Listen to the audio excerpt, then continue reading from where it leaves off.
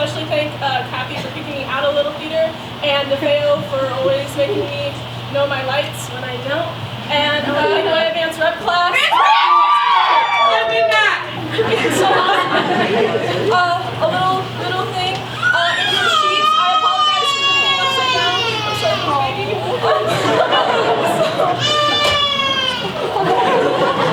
I'm sorry about the being upside down, but on the back of the middle inside cover, it's a little questionnaire. I want you to fill that out after the show and give me your feedback. And also to my advanced rep class, don't put your feet on the stage. Okay, awesome. Enjoy the show.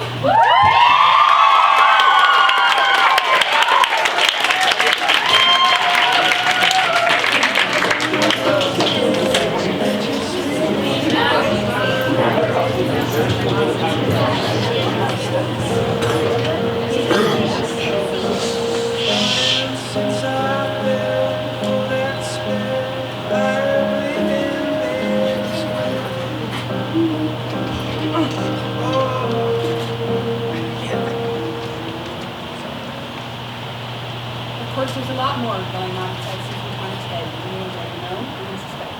They're hatching thoughts of suicide and chemical abuse from continue. On the morning of April 11th, Susan swallowed the contents of a bottle of sleeping pills she found in the water's bathroom. Doctor? Arriving home earlier than usual, Mrs. Connors discovered Susan and telephoned the police. Susan was rushed to the hospital where she then fell into a coma. Throughout the evening, her condition worsened until it appeared she would not live through the night. But early the next morning, a doctor making the scheduled rounds noticed Susan's twitch cycle.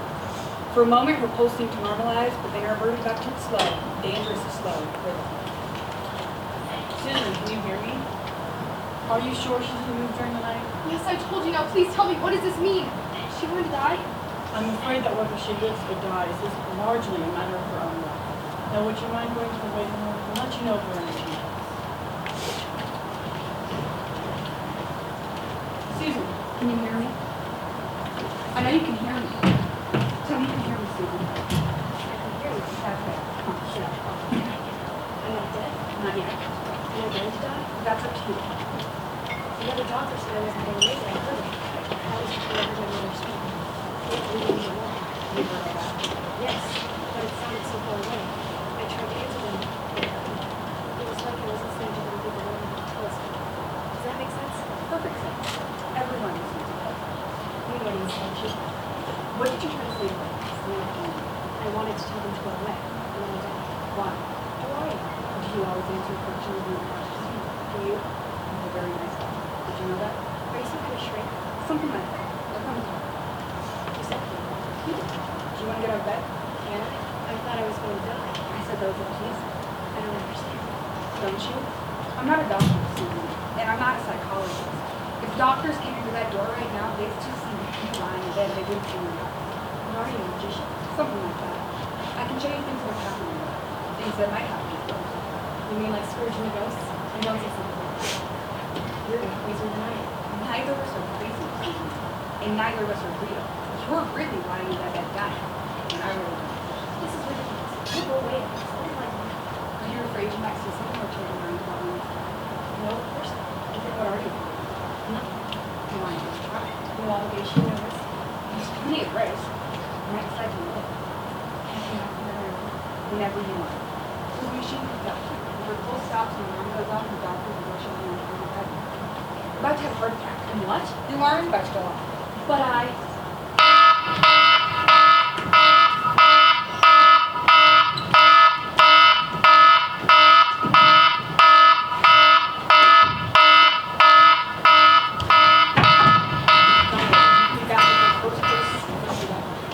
I'm a magician, you know? I found an apartment near the office. So? It's probably leaving soon. Next week. What's wrong? What's wrong with tonight? You don't care at all, do you? Not a whole lot, Tom. A whole hell. Would you turn Pour me that a drink, down? will you? Shut up! And pour me a drink. Gail, we have to talk. What about? The kids. Don't worry. I won't make you take them. I'd better tell them. Leave them alone. They're in bed. Susan, come down a minute. You look so different. So young. Susan, I'm calling you. It was 6 years ago. They were about to tell you that they were getting a divorce.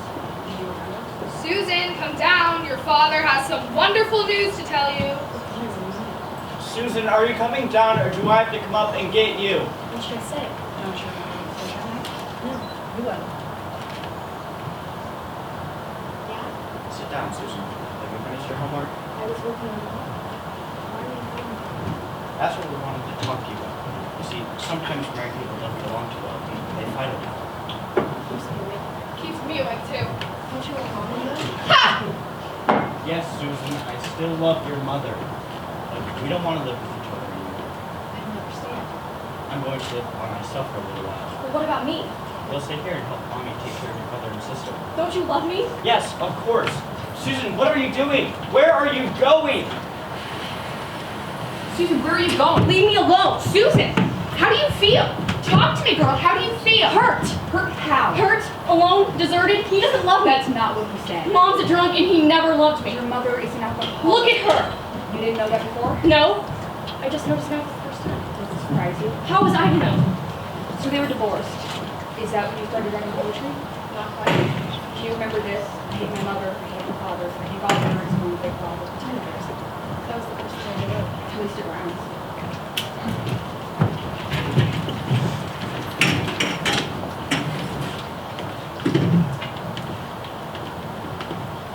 Some say the world will end in fire.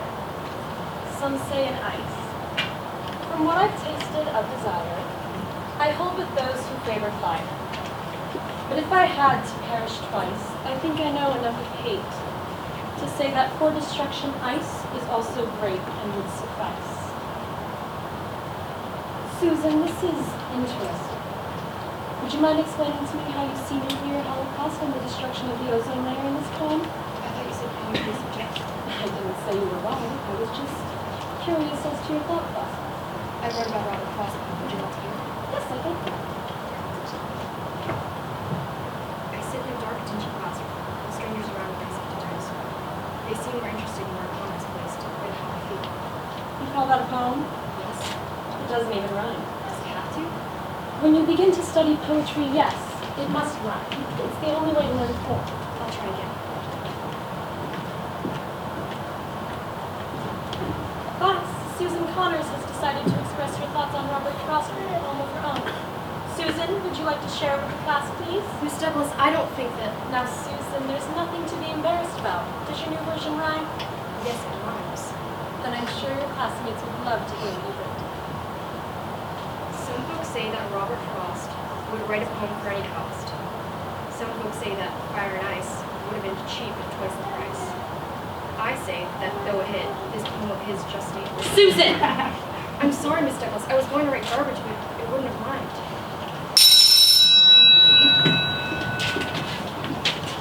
I'm very disappointed in you, Susan. Why should you be? I made it rhyme. Miss Douglas, please, this stuff is so boring. Can't we see a real poet? Robert Frost isn't real? Maybe for you, but he's not for me. You're serious about poetry, aren't you? Yes, ma'am. Why don't you go to the library, find someone you'd like to study. We'll do it as a special project. Really? Yes, really. Oh, and Susan, if you think I'm upset with your use of language, you're correct. But not because of your rhyme. You used the word ain't. I detest that word. You should have said isn't. Isn't your coverage. She might say this. A kind of friendship is formed between Susan and Mrs. Douglas. And Susan, the teacher, found a willing young student, one whom she could impart her love of poetry. In Miss Douglas, Susan found for the first time an adult who treated her like a person. You're trying to say she'd be my servant mother, aren't you? How old were you? 15? What was going on? The usual stuff. Too many pimples, not enough dates. What about your father? You remarried that year. Your mother? She drank. I'd rather not talk about her. Brian? Let's talk about my mother. Why not Brian? I'd rather not. You could have waited. So? Fine. How do you live? Did you have any friends? A few. One in particular. Who's that? Samantha. Darkish hair, blue eyes, cheerleader. Never spent a Saturday night by herself. You know. Good friend? Yeah, we were close. Sam and Sue. We terrorized it. They called us Beauty and the Greats. Which was which? Funny. You don't think much of the way you look. As my mother would say, not a whole war. Recognize it? I said I didn't want to talk about July. I think it's okay. Okay. Can I still go back to the hospital then? Whenever you want.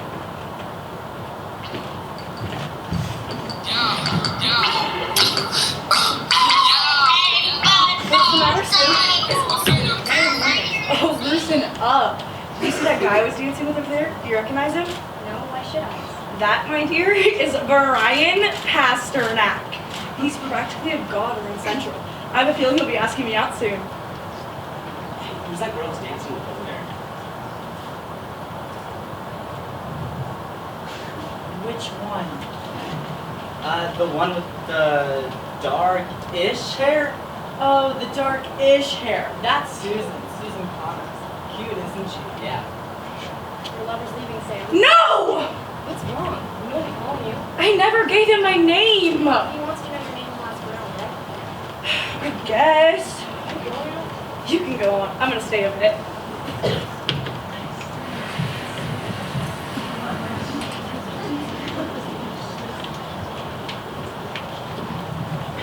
This is Susan. Hi, Susan. This is Brian Pasternak. Who? Brian Pasternak. I was at that party last week, remember? Oh yeah, I remember you. You're calling for Samantha's phone number, right? No. I was actually calling to ask you out. You wanted to ask me out? What's so strange about that? I didn't expect it, that's all. So how about it? Sure, I love you. What? I'd love to. That's what I said. Okay, great. So next Saturday? Sure, what time? Meet me downtown at 8. Bye. Bye.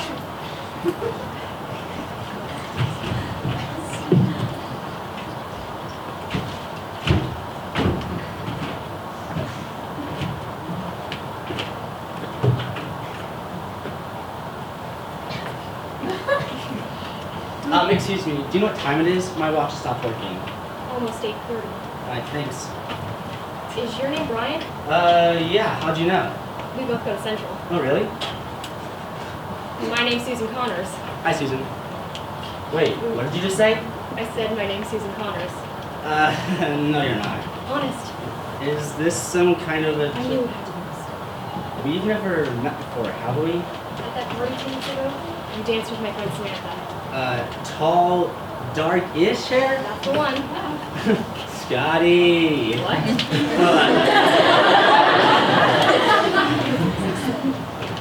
So you want her phone number, right? No, look, I couldn't ask you to... It's fine. Her name is Phillips. Phillips something. It's in Look. the book.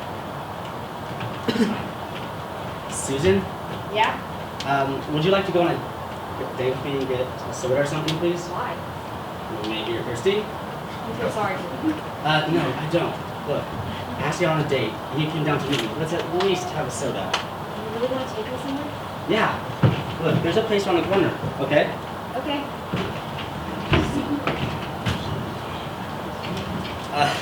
You know, it's kind of funny. What? Me mixing you up with Samantha. Oh, please. I'm so embarrassed. No, I'm the one who should be embarrassed. I'm not upset it happened, though. Really? Really? So what year are you? Sophomore. What sign are you? Capricorn. Is that good? You soda or being a Capricorn? Being a Capricorn. I don't know much about it. I was just talking.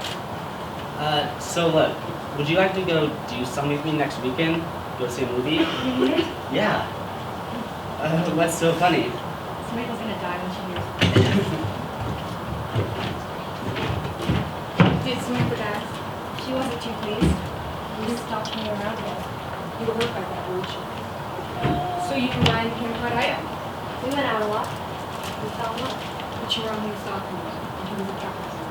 What's that supposed to I mean? don't know. I was just So why did you say? Things changed. That's not good enough. Why were you depressed? I felt alone. I didn't have anyone to talk to. Yes, you did. You just wouldn't talk. You are Brian. He was at college 1,000 miles away. Besides, things were going so great between us. When was this? The summer after his freshman year, he came home. We fought. What about? See what I mean? You just won't talk, will you? I think he was messing around with something. I'll give you that. Little things, like when I call him late at night, he would be in. Things like that. Did you ask him about it? No. Yes, you did. So he went back to school in September and you were a senior in high school. How were things up? They were okay. Talked about being married. Sounds like things were okay already. I think he just felt sorry for me. Besides, I was kind of upset. I just learned my father would transfer to London. Why not talk to Samantha? Sam and I were talking. No other friends? Just Miss Douglas. I show her my poetry and I talk about that, not about other things. Thank you for coming down, Mrs. Connors. Not at all. You said it was important. Yes, I've spoken with Susan's guidance counselor, and your daughter's going to fail school. She tells me she's doing fine. Do you read her progress reports? No. She failed 3 classes first semester, algebra, chemistry, and gym. How do you fail gym? Not enough push-ups? She doesn't go to class. Technically, it's an incomplete, not a failure. Colleges require passing grades to enter, at least passing grades. The London School of The what? Literary... The London School of Literary Arts, the college Susan applied to. I don't believe it. Susan applied to a school in London, England. I'm sorry, I thought you knew. She said her father knew. He just moved there. But I won't allow Susan to go to a school in England. And she won't go to college. It's the only one she applied to. She tells me she applied to 5 or 6. And she told her counselor that if she didn't get into the school in London, she wouldn't go to college. I'm sorry. This all comes as quite a shock. I'm afraid there's more. About a month ago, Susan shared with me a book of her poetry. I took it to Dr. Richards, the high school psychologist. His opinion, and mine, might I add, is that Susan is a very depressed girl. What's so alarming about the notebook? These were written over the last 2 months, according to the dates on the tops of the pages.